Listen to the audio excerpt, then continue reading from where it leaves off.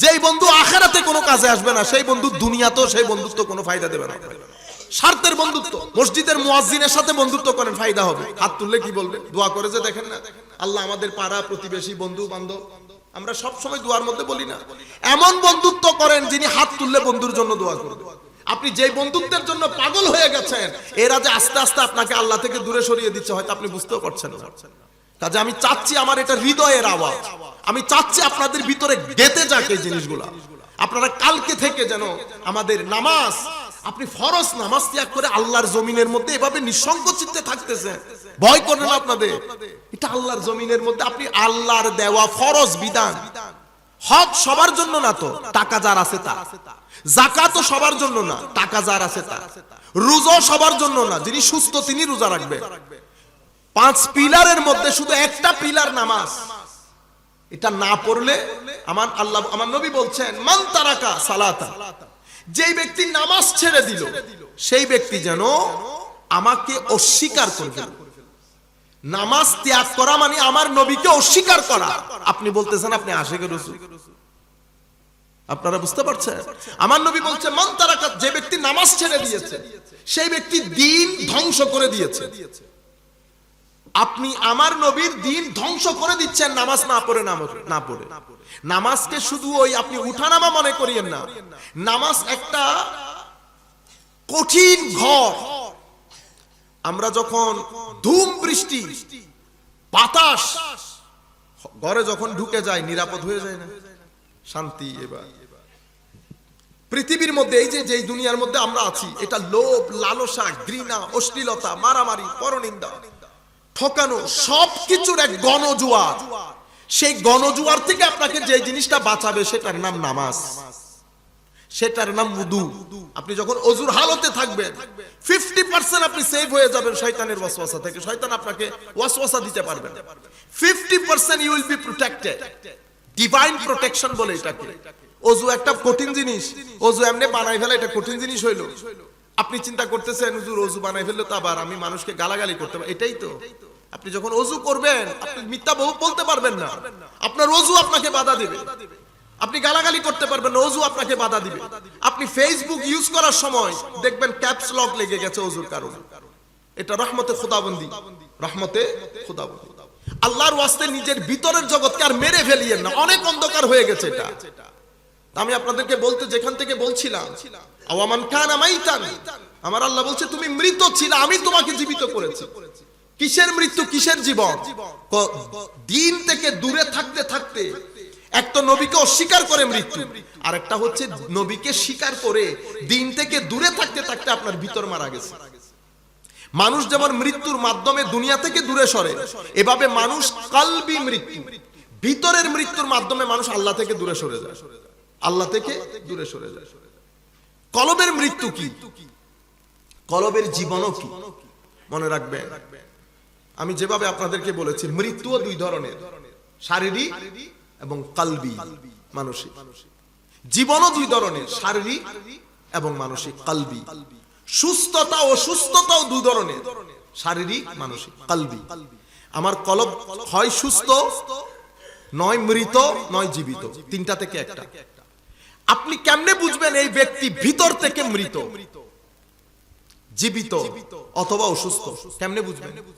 যেই ব্যক্তির ভিতর মরে গেছে, আওয়ামান কানা মাইতান ফাহইয়ানা, আওয়ামান কানা মাইতান ফাহইয়াই ওয়া জাআলনা লাহু নূরা। আরেক আয়াতের মধ্যে আল্লাহ বলছেন, মান আমিলা সালিহাম মিন যাকারিন ওয়া উনসা ওয়া হুয়া মুমিন ফালনুহইয়ান্নাহু হায়াতান তাইয়্যিবা। এটার সাথে এটা আমরা লিংক করি এখন, হায়াতে তাইয়্যিবা। যেই ব্যক্তির ভিতর জিন্দা সেই ব্যক্তির হায়াত হায়াতে তাইয়্যিবা হবে। হায়াতে তাইয়্যিবা মানে শান্তির জীবন, সুখের জীবন, সম্মানের জীবন, স্থির জীবন। যেই জীবনের মধ্যে অস্থিরতা নাই, ডিপ্রেশন নাই, অপমান নাই, লাঞ্ছনা নাই, বঞ্চনা নাই, মানুষ ঠকানি নাই, পরনিন্দা নাই, পরচর্চা নাই। হায়াতে তাইয়্যিবার মধ্যে এই কোনো কিছু আপনি পাবেন না। আপনার হায়াত যখন পবিত্র হবে, এটা কখন আসবে? কয় ঈমান এবং আমল থেকে। তা আপনার এখানে জিন্দেগি কখন আসে? কয় ঈমান এবং আমল থেকে। আপনার এখানে জিন্দেগি আসবে কিভাবে? সম্মানিত উপস্থিতি, আমরা কোন মৃত অন্তরের লোক যখন আপনি তার সাথে সময় কাটাবেন, সে অটোমেটিক্যালি আপনার ভিতরকে মেরে ফেলবে। এগুলা হচ্ছে ছোঁয়াচে রোগের মতো। করোনা সময়কালীন আমরা একজন আরেকজনকে প্রোটেক্ট করতাম না, মুখ বেঁধে রাখতাম, এখনো পর্যন্ত রাখি। কেন? কারণ আরেকজন মৃত, সে তার মৃত্যুর ডিভাইসটা আমাকে পৌঁছিয়ে দেবে, সেই কারণে আমি নিজেকে প্রোটেক্ট করি। মৃত মানুষ ভিতরে মৃত, এটা কেমনে বুঝবেন? আল্লাহ রাব্বুল আলামিন যে পঞ্চ ইন্দ্রিয় দিয়েছে, হাত, চোখ, নাক, মুখ, কান, কোন ইন্দ্রিয় তার ইস্তেমালের মধ্যে, ব্যবহারের মধ্যে কোনো ক্যাপস লক থাকবে না। মুখে কন্টিনিউয়াস যেটা আমরা শুনেন সেটা, চোখ পাগলা ঘোড়ার মতো দৌড়াবে, কান পাগলা ঘোড়ার মতো দৌড়াবে। এই সব কিছু যখন আপনি দেখবেন ব্যক্তি মসজিদের সাথে কোনো যোগাযোগ নাই, আজীব মাহলের মধ্যে আছে, মস্তির মধ্যে আছে, তখন মনে করবেন ব্যক্তি ভিতর থেকে মৃত, জিন্দেগি নেই। জিন্দেগি আসে কিভাবে? জিন্দেগি প্রথম আপনার কলবি জিন্দেগি ঠাস করে লাইট জ্বলে উঠে যখন আপনি ঘোষণা দেন না আশহাদু আল্লা ইলাহা ইল্লাল্লাহ ওয়া আশহাদু আন্না মুহাম্মাদান আবদুহু ওয়া রাসূলুহু, এটা আপনার ইসলাম। পবিত্র কোরআনের মধ্যে এই জায়গায় তিনটা শব্দ এসেছে, আসলামনা, আমান্না, মুমিনুন হাক্কা, তিনটা শব্দ। একটা হচ্ছে আমি মুসলমান হয়েছি। মুসলমান কিভাবে হলাম? আমি স্বীকার করেছি আল্লাহ, রসুল, কবর, হাসর, মুসলমান হয়েছে। অথবা আমি মুসলমানের ঘরে জন্মগ্রহণ করেছি, জিন্দেগিতে আমি এগুলো পড়িই নাই, তাইলে আপনি শুধু মুসলমানের ঘরে জন্মগ্রহণ করেছেন। এরপরে আপনি ফারদার এই যে মসজিদে যাওয়া, কোরআনে পাকের তিলাওয়াত, কবর, হাসর এগুলো স্মরণে রাখা, মানুষের সাথে সদ্ব্যবহার করা, মানুষকে সহযোগিতা করা, আমার নবী সাল্লাল্লাহু আলাইহি ওয়াসাল্লামের ইশক ভিতরে লালন করা, আল্লাহর নবীর মহব্বত কেমন কেন দেখতে ইচ্ছে করে, ইয়া রাসূলুল্লাহ আপনার মদিনা শরীফ দেখতে ইচ্ছে করে, কাশ বাইতুল্লাহ শরীফে যেতে পারতাম। এই যে ভিতরের চাহিদা, আপনি এখন আর আসলামনার মধ্যে না, আপনি আমান্নার মধ্যে ঢুকে গেছেন। আমান্না মানে আমি মুমিন, এটা আমি ওই প্রথম কাতারের নাই, আমি একটু ফার্দার ডেভেলপ করেছি। আপনি যখন আমান্নার মধ্যে পৌঁছাবেন তখন তো আপনার মধ্যে নামাজ থাকবে, তিলাওয়াত থাকবে, কিছু জিনিস পজিটিভ, কিছু জিনিস নেগেটিভ। নেগেটিভ কোনটা? গালাগালি, এটা আপনি আর করতে পারতেছেন না। আপনি যখন গালাগালির সময়, মনে রাখবেন আমার নবী এক হাদিসের মধ্যে বলেছেন মুনাফিকের আলামত চারটা। মুনাফিকের আলামত এমনিতে মুনাফিক মানে নেফাকত দুই ধরনের হয়, একটা হচ্ছে ঈমানের মধ্যে নেফাকত থাকা, আর একটা হচ্ছে আমলের মধ্যে নেফাকত থাকা। একটা হচ্ছে ঈমানের দিক থেকে মুনাফিক, আর একটা হচ্ছে আমলের দিক থেকে মুনাফিক। ঈমানের দিক থেকে মুনাফিককে, যে ব্যক্তি শানে রিসালাতে বিয়াদবি করে, সে নিরেট মুনাফিক। নিরেট মুনাফিক বলেন যে এই ব্যক্তি আমার নবীর শান সংকুচিত হয়, আমার নবী ডিফেন্ড হয়, আমার নবীর শানে বেয়াদবি হয়। হয়তো আপনি মনে করতেছেন, আপনি যখন বলবেন আপনি মুহাম্মদ সাল্লাল্লাহু আলাইহি ওয়াসাল্লাম কিয়ামতের ময়দানে ফেল করে তাকাই থাকবে, উনিও জানেন না উনার কি হবে না হবে, উনি দুষে গুণে মানুষ, উনি আমার মতো। আপনি যখন এগুলা বলবেন শানে রিসালাতে বিয়াদবি করতেছেন, এই বিয়াদবি আসে কোত্থেকে? মুনাফিক, নেফাকত থেকে। নিরেট মুনাফিক না হলে শানে রিসালাতে বিয়াদবি করতে পারেন। আপনি যখন আলে বাইত রাসূলের শানে বিয়াদবি করবেন, আপনার ভিতরে মুনাফিকই আছে। আপনি যখন সাহাবায়ে কেরামের শানে বিয়াদবি করবেন, মুনাফিকই আছে আপনার ভিতরে। আপনি বুঝতে পারছেন? এগুলা হচ্ছে আকীদার মুনাফিক। আমলের মুনাফিক কোন?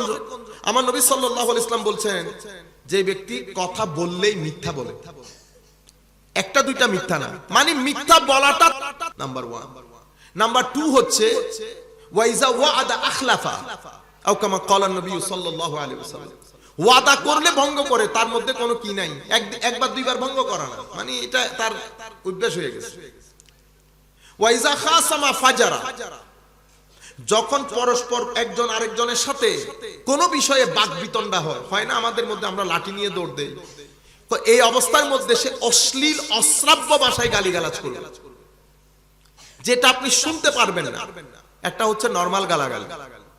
নরমাল গালাগালি আপনি কেন করবেন? এটা তো মানুষ, আপনি যখন গালিগালাজ করবেন কি হবে জানেন? আপনার ছেলে সন্তান কখনো গালিগালাজ থেকে মুক্ত হতে পারবেন না। আপনি যেমন গালি দেন, আপনার ছেলে 5-6 বছর থেকে সেও শুরু করে দেবে গালি, এটা হচ্ছে একেবারে প্রিন্ট আউট বের হবে। সুতরাং আমার নবী আমাদেরকে যেটা শিখিয়েছেন যে তুমি এই আন্দাজে পরিবর্তন হও, তোমার ভবিষ্যৎ প্রজন্ম অনেক সভ্য হবে। আপনি কি চান আপনার ছেলে আপনার মতো করে এই ধরনের হোক? কেউ চায় না, কারণ আপনার ছেলে আপনার সম্পদ, আপনার কবরের সম্পদ। আপনি যদি আপনার ছেলেকে আপনি কবরের আগে তৈরি করেন যেতে না পারেন, আপনি আলহামদুলিল্লাহর জন্য বসে থাকবেন, সে তো আলহামদুলিল্লাহ আপনার কবরে গিয়ে পড়বে না। সে আলহামদুলিল্লাহ আপনার কবরে গিয়ে, আপনি কিন্তু অনেক নিডই থাকবে, আমার ছেলে আসুক, আমার জন্য দোয়া করুক, সূরা ফাতিহা পড়ুক, কিন্তু আপনি সূরা ফাতিহার জন্য ছেলেকে তৈরি করেন নাই। তো আমার নবী সাল্লাল্লাহু আলাইহি ওয়াসাল্লাম বলছেন, কয়টা বলেছেন? বললে মিথ্যা কথা বলে, অসম্ভব মিথ্যুক, যেটাকে আমরা বলি মিথ্যু। ওয়াদা করলে ভঙ্গ করে, ওয়াদা ভঙ্গকারী, একেবারে নিরেট, আমরা বলি না চিটিং করে। আরেকটা হচ্ছে আমরা যখন ঝগড়া বিবাদ করি, মানে গালি তো গালি, সুবহানাল্লাহ, মানে এখানে তো আমরা তো সফরের মধ্যেই থাকতে হয়, এমন এমন দৃশ্য রাস্তার মধ্যে, ইন্না লিল্লাহ, এক গাল দাঁড়িয়ে রেখে আপনি এগুলা বলতেছেন, যাই আপনার মুখের সাথে, শব্দগুলোর সাথে আমার নবীর সুন্নতে তো আপনাকে হায়া দিতে পারে নাই।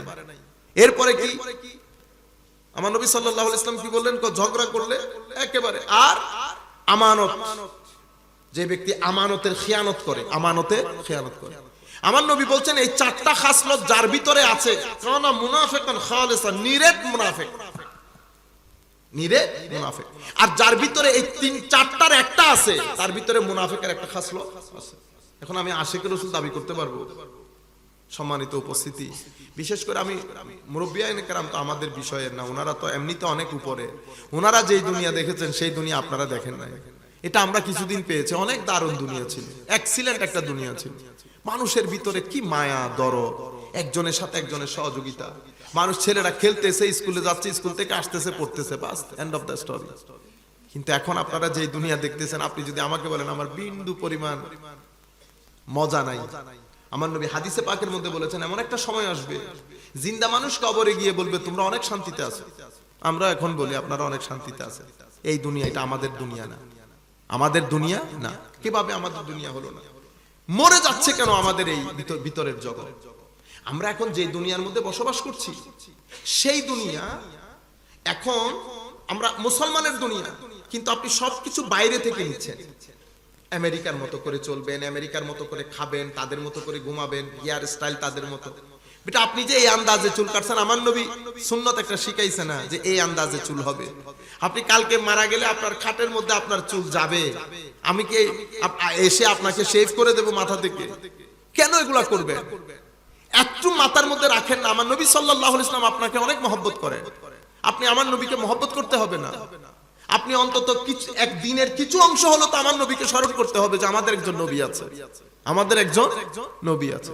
ছেলে সন্তানদেরকে বলবেন, বাসার মধ্যে ঢুকলে উচ্চ আওয়াজে একটু বলবেন আসসালাতু ওয়াসসালামু আলাইকা ইয়া রাসূলুল্লাহ, আল্লাহুম্মা সাল্লি আলা সাইয়্যিদিনা মুহাম্মাদিন ওয়া আলা আলি সাইয়্যিদিনা মুহাম্মাদিন ওয়া বারিক ওয়াসাল্লিম।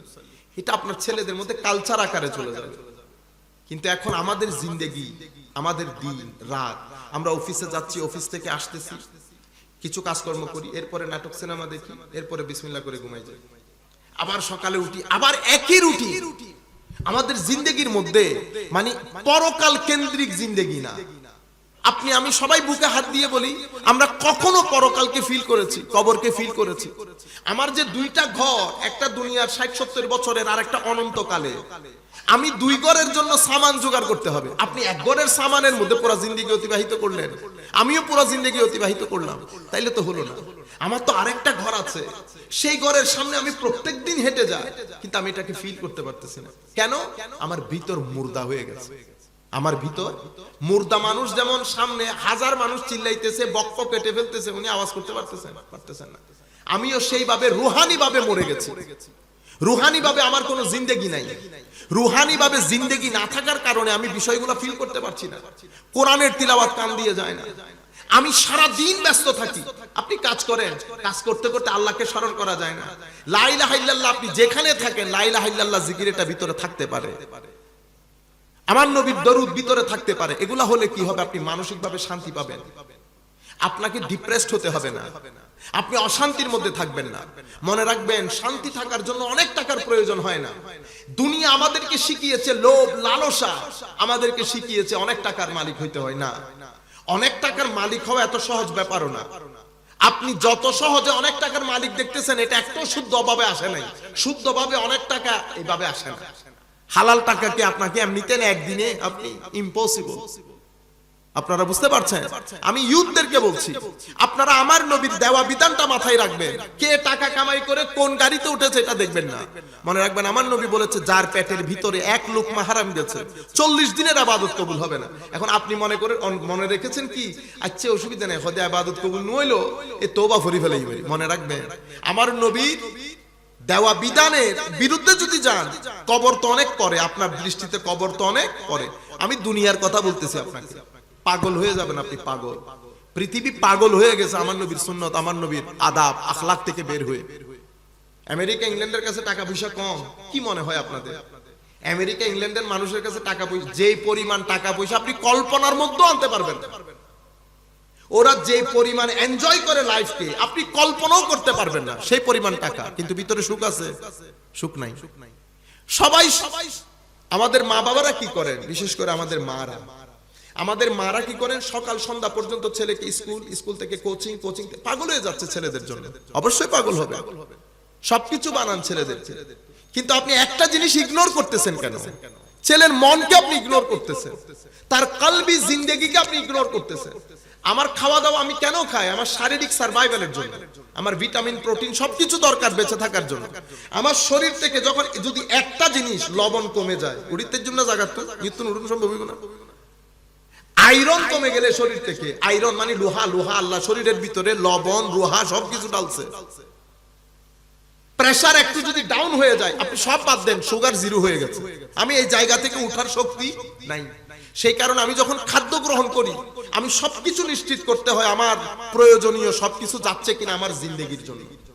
অনুরূপ ভাবে আমার কলবি জিন্দেগির জন্য আমার খাদ্য দরকার, ফ্রুট দরকার, ভিটামিন দরকার, প্রোটিন দরকার। যদি আপনি কলবি জিন্দেগি কই প্রোটিন ভিটামিন না দেন, এটা জিন্দা থাকবে না। এটা যদি জিন্দা না থাকে, আপনি এখানে শান্তি পাবেন না। পৃথিবী শান্তি পায় নাই। America, England, Scandinavian country, north America, যেখানেই যান পৃথিবীর মানুষ শান্তিতে নাই। পৃথিবীর মানুষ শান্তিতে নাই, সেটা আপনি ফিতা টেপ দিয়ে মাপতে হবে না, সেটা আপনি ইজিলি বুঝতে পারবেন। কিভাবে? যদি পৃথিবীর মানুষের মধ্যে অশান্তি বেড়ে যায়, সেই সোসাইটির মধ্যে ক্রাইম রেট বেড়ে যাবে, ড্রাগ ডিলিং বেড়ে যাবে, মদ্যপান বেড়ে যাবে, অরাজকতা বেড়ে যাবে, এই গ্যাংস্টার কালচার, ইউথ গ্যাং, হাবি জাবি এগুলো বেড়ে যাবে। সর্বসাকুল্যে ডিভোর্স রেট বেড়ে যাবে। ডিভোর্স রেট যদি বেড়ে যায়, স্বাভাবিকভাবে রেপ বেড়ে যাবে, আপনার এখানে অশ্লীলতা বেড়ে যাবে। তো সবকিছু এগুলো সবকিছু আসছে কোত্থেকে? আপনার অস্থিরতা থেকে। আপনি অস্থির কেন? কারণ আপনি দিন ছেড়ে দিয়েছেন। আপনি মনে করেছেন কি দিন ছেড়ে দিলে শুধু কবরের মধ্যে, কবরে কে কাকে দেখে? আরে কবর বাদ দেন। আমার আল্লাহ বলেছেন, মান আমিলা সালিহান মিন যাকারিন ওয়া উনসা ওয়া হুয়া মুমিন ফালানুহইয়ান্নাহু হায়াতান তাইয়্যিবা। আপনি এখানে হায়াতে তাইয়্যিবা ভোগ করতে পারবেন না, যেটা এখন হচ্ছে আমাদের। আমরা যেই উন্নতির দিকে যাচ্ছি, আমাদের ভিতর থেকে শান্তি চলে যাচ্ছে। আমাদের বাপদাদাদের যুগে এই জায়গাটাকে এত উন্নত ছিল, আমরা ছোটবেলায় দেখি নাই। এটা অনুন্নত ছিল, মাটির ছিল, কয়টা পাকা ঘর ছিল না, কিন্তু মানুষের ভিতরে শান্তি ছিল। আপনি বলবেন, হুজুর আপনি কেমনে জানেন শান্তি ছিল? আপনি ক্রাইম রেট দেখেন, ক্রাইম রেট কম ছিল। সমাজের মধ্যে শান্তি থাকবে, এই জিনিসগুলো কম থাকবে। আমার নবী সাল্লাল্লাহু আলাইহি ওয়াসাল্লাম কেন বলেছেন আপনাকে আপনি নামাজ পড়বেন? কেন? নামাজ আপনাকে স্থির রাখবে, জিকরে ইলাহি আপনাকে স্থির রাখবে, তিলাওয়াতে কোরআন আপনাকে স্থির রাখবে। আত্মীয়তার সম্পর্ক আমার নবী বারবার কেন বলেছেন? আত্মীয়তা, আত্মীয়তা, আত্মীয়তা, পাড়া প্রতিবেশী, পাড়া প্রতিবেশী। শেষ পর্যন্ত আমার নবী বলতে বলতে এতটুকু বলেছেন, ওয়াল্লাহি লা ইউমিন, ওয়াল্লাহি লা ইউমিন, ওয়াল্লাহি লা ইউমিন। আল্লাহর কসম, সে বেঈমান, সে বেঈমান, সে বেঈমান। ইয়া রাসূলুল্লাহ, মান ইয়া রাসূলুল্লাহ সাল্লাল্লাহু আলাইহি ওয়াসাল্লাম। আমার নবী সাহাবায়ে কেরাম ভয় পেয়ে গেছেন। ইয়া রাসূল, আমার নবী বলছেন আল্লাহর কসম বেঈমান। আমার সাহাবায়ে কেরাম বলছেন, ইয়া রাসূলুল্লাহ আপনি কার কথা বলছেন? কে? আমার নবী বলছেন, যেই ব্যক্তির অনিষ্ট থেকে তার প্রতিবেশী রক্ষা পায় নাই, সে নিরেট বেঈমান। এখন ইয়া রাসূলুল্লাহ, প্রতিবেশীর সাথে ঈমানের সম্পর্ক কি? হায় হায় হায়। প্রতিবেশী, আত্মীয়তা, আত্মীয়তার ব্যাপারে আমার নবী কি বলছেন? যে ব্যক্তি আত্মীয়তার সম্পর্ক ছিন্ন করলো, সে কবিরা গুনাহ করলো। ইয়া রাসূলুল্লাহ, গুনাহ, সওয়াব এগুলো আমার দ্বীনের সাথে সম্পৃক্ত, আত্মীয়তার সাথে। তুমি যদি সমাজের মধ্যে স্থির থাকতে চাও, তোমার সমাজের মধ্যে আত্মীয়তা, পাড়া প্রতিবেশী, এদের সাথে তোমার একটা সুসম্পর্ক লাগবে। এই জন্য আমার নবী কি বলেছেন? আমার নবী বলেছেন, আমি তোমাদেরকে একটা কথা শিখাবো। সাহাবায়ে কেরাম বলতেছেন, ইয়া রাসূলুল্লাহ, এটা আলা উনাব্বিউকুম, আমি তোমাদেরকে একটা আমল শিখাই দেই, যেটা নফল নামাজ, নফল রোজা থেকে উত্তম, নফল সাদকা থেকে উত্তম। ইয়া রাসূলুল্লাহ, এটা কি জিনিস? এটা হচ্ছে ইসলাহু যাতিল বাইন। তোমাদের পারস্পরিক সম্পর্ক যখন ছিন্ন হয়, তো সম্পর্ক জোড়া লাগিয়ে দেওয়া, সেটা কি? তো সেটা দ্বীনকে জিন্দা করার মতো। দেখছেন, ধর্ম আপনি সম্পর্ক নষ্ট করা হালাকাতুদ দ্বীন। কি? মানুষ যেমন চুল ফেলে মাথা শেভ করে, অনুরূপ ভাবে ঈমান উলঙ্গ হয়ে যায় যখন মানুষ সম্পর্ক ছিন্ন করে। এখন আমি স্বাভাবিকভাবে চিন্তার বিষয় না, এগুলোর সাথে এগুলোর সম্পর্ক কি? সেই ব্যক্তির পক্ষে একাগ্র চিত্তে নামাজ পড়া কখনো সম্ভব হবে না যে ব্যক্তির সামাজিক পারিবারিক সম্পর্ক সুন্দর না। আমি তো আপনার চেহারা দেখলে বুঝতে পারবো আপনি পারিবারিক ভাবে এবং আত্মীয়তা নিয়ে শান্তিতে আছেন কিনা। এটা অটোমেটিক্যালি আপনার ভিতরে ইম্প্যাক্ট করে। আপনি হাসতে চাইলেও হাসতে পারবেন না। হাসি একটা ন্যাচারাল জিনিস। আগে আমরা আমাদের বাপ দাদাদেরকে দেখেছি, এই যে এই গাছের নিচে, এরা ওই গাছের নিচে, কোনো এসি ছিল না তো, হাওয়া, মানুষ কথা বলতেছে, হাসতেছে, আসরের নামাজ পড়ে, আজান পড়ার সাথে সাথে সবাই যার যার নামাজে চলে গেছে। কিন্তু সেই জিনিস এখন আমাদের ভিতরে নাই। কেন? আমরা দেখেন আগে 4 ভাই 6 ভাই এর মধ্যে 1 ভাই পয়সা কামাই করছে, বাকিগুলোর কি এমন পয়সা ছিল? কিন্তু যে ভাই পয়সা কামাই করছে উনি নিজের জন্য খরচ করেছেন, ভাই বোন সবাইকে বিয়ে দেন নাই, জায়গা সম্পত্তিও কিনছে। আপনি আমি কি করতে পেরেছি? কোনো কিছুই করতে পারি না। তাইলে উনাদের সামান্য টাকার মধ্যে এত বরকত কোত্থেকে আসলো? কারণ উনারা মানুষের হক আদায় করেছে, মানুষের হক আদায় করেছে। এখন আমি আপনাদেরকে বলছি, আসল দিনদার এগুলা, এই জিনিসগুলা আপনি আমাদের দ্বীনের মধ্যে পুরা তালিমাতের মধ্যে 20% শুধু আল্লাহ আল্লাহ রাসূল এবং কবর হাসর, বাকি 80% মানুষের সাথে সম্পর্ক। আপনার ডিলিংস মানুষের সাথে কেমন? আপনি কোরআনের তালিম যদি আমাকে জিজ্ঞেস করেন যে হুজুর পুরা কোরআনের তালিমাত বলেন তো আমাদেরকে 5-6 বাক্যে, আমি আপনাকে একেবারে ইজিলি বলে দিতে পারবো। আল্লাহর ইবাদত, নবী করিম সাল্লাল্লাহু আলাইহি ওয়াসাল্লামের মহব্বত এবং আনুগত্য, থার্ড মা বাবার প্রতি সম্মান, মা বাবার প্রতি সম্মান, পাড়া প্রতিবেশী আত্মীয় স্বজন এদেরকে সহযোগিতা, মানুষের উপর জুলুম না করা, মানুষকে না ঠকানো, আর অহংকারী না হওয়া। আপনি পুরো কোরআনে পাকের মধ্যে ঘুরে ঘুরে শুধু এগুলাই পাবেন, ঘুরিয়ে ফিরিয়ে আপনাকে কথা এগুলাই বলা হবে। মিথ্যা বলবেন না, মানুষ ঠকাবেন না, মানুষের উপর জুলুম, মানুষ মানুষ মানুষ। আমার নবী এই জিনিসের তালিম দিয়েছেন, কিন্তু আমরা সামগ্রিকভাবে আমাদের ভিতরে ওই তালিমাত এখন নাই।